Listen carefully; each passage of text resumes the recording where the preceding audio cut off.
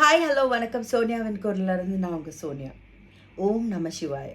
நம்ம இன்னைக்கு சிதம்பரம் நடராஜர் கோயிலை பற்றி பார்க்க போகிறோம். உங்களுக்கு உலகத்தோட மையப்பகுதி எங்கே இருக்க தெரியுமா? அதை மேக்னெட்டிக் ஈக்குவேட்டார்னு சொல்லுவாங்க இங்கிலீஷில். அது எங்கே இருக்க தெரியுமா?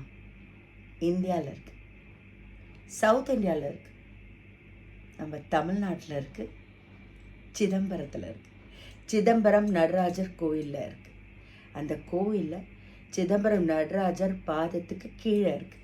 பல ஆயிரம் ஆண்டுகளுக்கு அதுக்கும் முன்னாடியே பெரிய புராணத்தில் சேக்கிழார் இந்த பாடல்லே வச்சுட்டாரு, அம்பலத்தாடுவார்னு.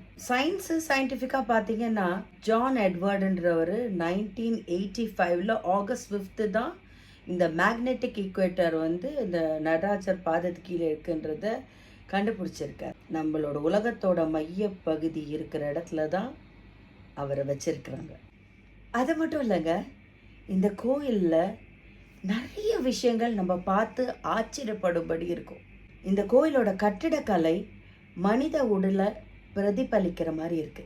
யோக தத்துவத்தின்படி மனித இருப்பின் பஞ்ச கோஷங்கள் அதை குறிக்குதுன்னு ஒரு விளக்கமும் கொடுத்துருக்காங்க. ஒவ்வொரு கருவறையும் மனித உடலுக்குள் இருக்கிற ஆற்றல் மையங்களையும் அல்லது சக்கரங்களையும் ஒத்திருக்கிறது.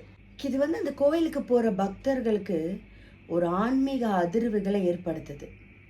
மனித உடலை போலவே அந்த கோவிலையும் 9 நுழைவாய்கள் உள்ளது. அதான் நம்ம உடம்புல இருக்கிற 9 ஹோல்ஸை அது குறிக்குது.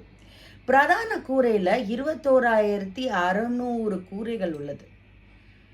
அது வேற ஒன்றும் இல்லைங்க, நம்ம ஒரு நாளைக்கு 21,600 டைம்ஸ் சுவாசிக்கிறோம்ன்றத அது குறிக்குது. 72,000 தங்க ஆணிகள் யூஸ் பண்ணியிருக்காங்க. அது வேற ஒன்றும் இல்லைங்க, நம்ம உடம்புல 72,000 நாடிகள், அதாவது நரம்புகள் இருக்குன்னு அது குறிக்குது. அங்கே பொன்னம்பலம், அதாவது கருவறையில் இருக்கிற தங்கத்தாலான மேடை மனிதனோட இதயத்தை குறிக்கிற மாதிரி இடதுபுறமாக சற்று சாய்ந்தபடி இருக்கும். கரெக்டாக அதுக்கு கீழே 5 படி வச்சுருப்பாங்க. அது எதுக்குன்னா பஞ்சாட்சர மந்திரத்துக்காக, நம சிவாய. அதுதான் அந்த 5 படி. கருவறையை சுற்றி இருக்கிற 4 தூணு 4 வேதங்களை குறிக்கும். அந்த கூரையில் 9 கலசங்கள் இருக்கும். அந்த 9 கலசங்களும் மனிதனோட 9 ஆற்றல், அந்த சக்தியை குறிக்கும். சரி, நம்ம நடராஜர் சிலைக்கு வருவோம். உலகத்திலே முதலாக நடன வடிவத்தில் நம்ம சிவனை வழிபட ஆரம்பிச்சது இந்த கோயிலில் தான்.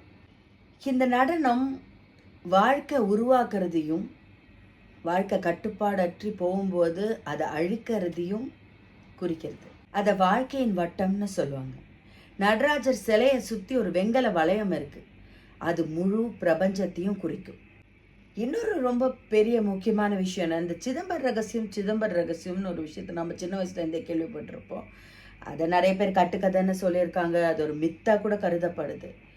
அது ஒன்றும் இல்லைங்க, ஒன்றுமற்ற தன்மையை நம்ம புரிந்து கொள்வதற்காகவே அங்கே சாமி சிலைக்கு பின்னாடி ஒரு கார்னரில் ஒரு ஸ்க்ரீன் போட்டு வச்சுருப்பாங்க.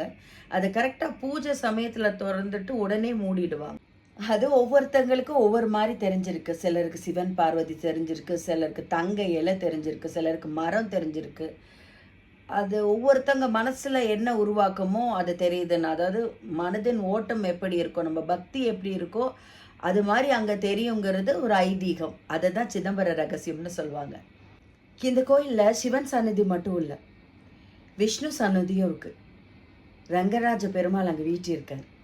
ஸோ ஹரியும் சிவனும் ஒன்று, அறியாதவன் வாயிலும் மண்ணு. சரி, எல்லாரும் சிதம்பரம் கோயிலுக்கு போங்க, நிறைய அருள் பெருகு. ஓம் நம சிவாய.